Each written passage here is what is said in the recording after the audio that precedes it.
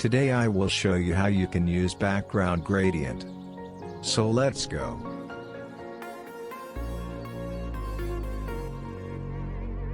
You can use any background gradient position, for example, to top, to left, to bottom, and to right.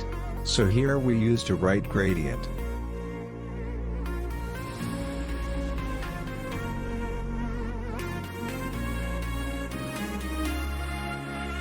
First color name start with from, and the last color name start with to.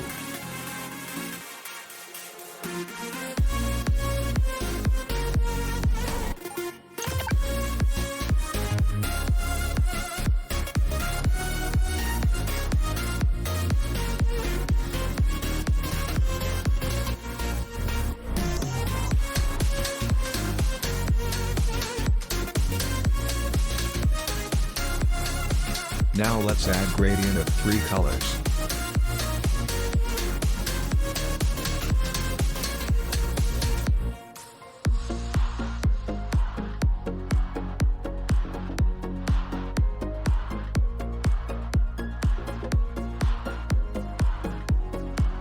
Center color name start from via.